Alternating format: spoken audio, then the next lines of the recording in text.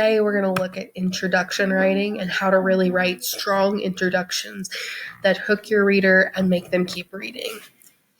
If my computer will load. Okay, there we go. Sorry.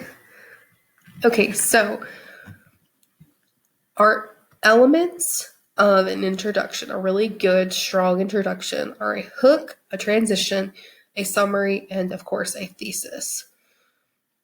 And the way I'm going to ask us to create introductions is to write it backwards. And it sounds kind of crazy, but we're going to start with our thesis, be the most specific at the beginning, and then we're going to broaden out to our hook.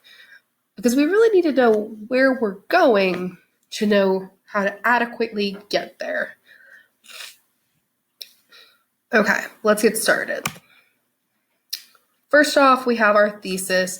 That's going to combine your topic with the main points you will discuss in your paper. So it's pretty formulaic, especially here in 9th grade English. You got a topic, here's what I'm talking about, and here are the 3 main points that I will be addressing. And that is your thesis. That lives down here at the tip of our triangle.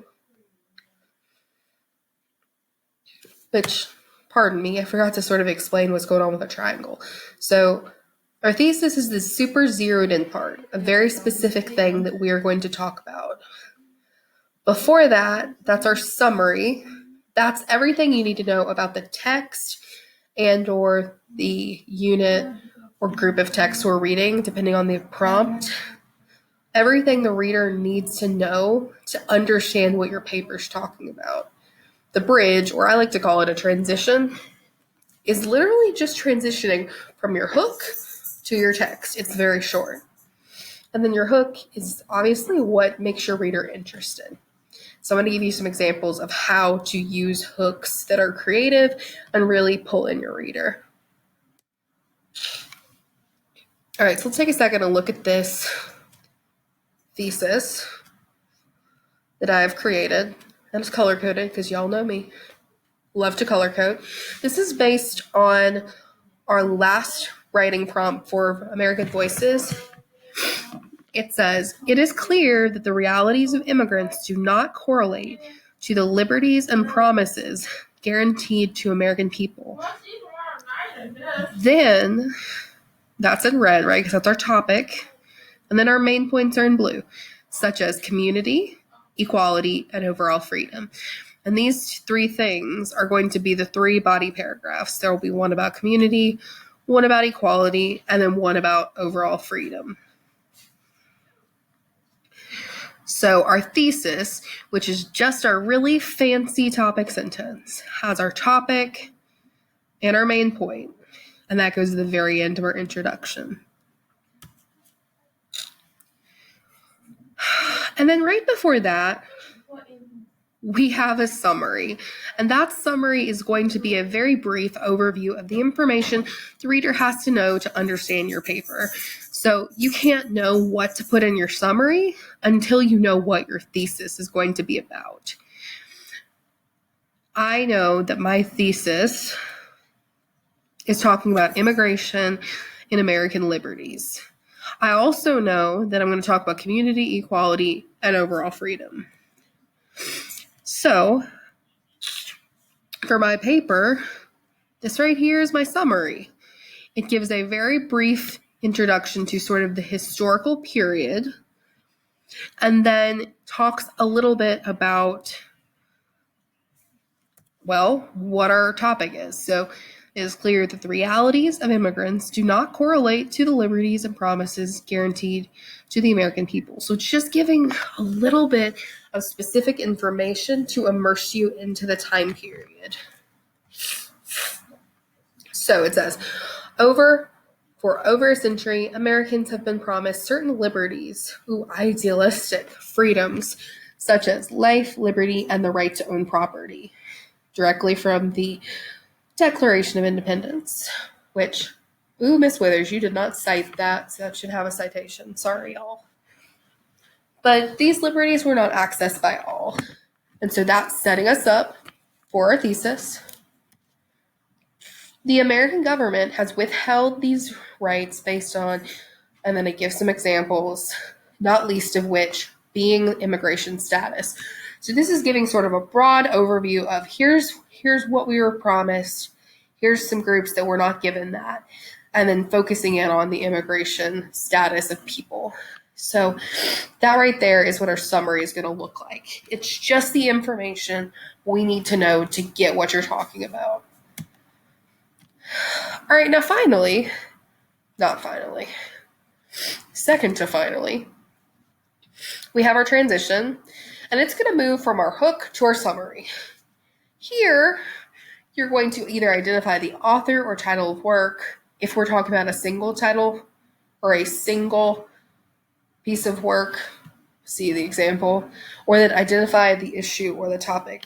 So right here, my little transition was for over a century. It's not a very big transition, but it sort of gives you, we're talking about a time period. And then here's another example. In Martin Luther King Jr.'s 1963, I Have a Dream speech, ... you finish your sentence with your summary. And I want you to be certain to see this part. This does not have to be a full sentence. This is just something to connect your hook to your summary. It will probably be a dependent phrase on the front of your summary. So in MLK's 1963 speech, blah, blah, blah, blah was said. This brings me to my point, except for we won't use the word my, right? That's our transition. It's as simple as that. A couple of words sort of telling us what we're looking at, what piece of work or what is our issue. And then we finally have what I think is probably the hardest thing about the whole paper. It's our hook. It's what's going to draw our reader in, make them keep reading. I've given you 3 options. There are more. You can always Google what makes a good hook to an essay and get lots of ideas. But these are just 3. An interesting metaphor or analogy, a famous quote, or a shocking statement. So for this particular paper, I used My Country 'Tis of Thee, Sweet Land of Liberty. But is it liberty for all or just for some? And it ties into this part right here, it ties into our summary and into our thesis. So that's the name of the game with the hook. You want it to be relevant, but you also want it to be interesting. We want it to be something provocative enough that the person be like, ooh, what you gonna say next? How you gonna defend yourself? And at the same time, you need to be able to connect it to the rest of your paper, connect it to the rest of your introduction. Whether that be through a question that sort of elaborates on your quote, or this question is sort of a shocking statement in and of itself. Some people will say to start your essay with a question, like instead of having like the quote here, start with what is love, as the first sentence. And I would really caution y'all to not do that, especially in these first papers. It takes a lot of learning to be able to effectively use questions in your writing. So we're not going to start with questions. It's got to have a little something more to go with it. And if you do a famous quote, it needs to be directly connected to the rest of your paper, the summary and the thesis. It can't just be like a random quote you like. That won't work. All right, so what we're going to do now, well, we're not going to do it because this is independent work, right? What you are going to do now is you are going to sort of do the same process I just walked you through. You're going to use this writing prompt to create an introductory paragraph for that prompt. So you are not writing anything other than the introductory paragraph. You need to have a thesis, a summary, a transition, and a hook, but no more. You don't need evidence. You don't need a conclusion. All you need is thesis, summary, transition, hook. I also want you to really make note of that when you write, I need you to start from the thesis and work backwards, because you need to zero in on what is your thesis. What are you really going to say? What are those 3 points going to be? Your 3 points are going to be things that you will build your paper off of. So your 3 points, let's go back. I want to refresh on that before I let y'all go. Your 3 points, community, equality, and overall freedom, those are your 3 body paragraphs. So you have 1 paragraph on community, 1 on equality, there we go, and then 1 on overall freedom. So you need to be able, whatever your 3 points are, you need to be able to defend those points. So defend this community, defend this equality and the freedom. Because you will be, as we practice essay writing, we will be writing these essays in class together. So you need to make sure you're picking things that you could easily defend. So we will start with this thesis. I want you to start there and then work your way up. So after you have a thesis, then you'll move to your summary. After you have your summary, you'll move to transition, and then you'll work on a hook, okay? So that is how you're going to write your introductory paragraph. It doesn't have to be perfect. It just has to be your very first introductory paragraph in English 1. All right, kiddos, I hope you're having a fantastic day, and I will see you Monday morning. Bye-bye.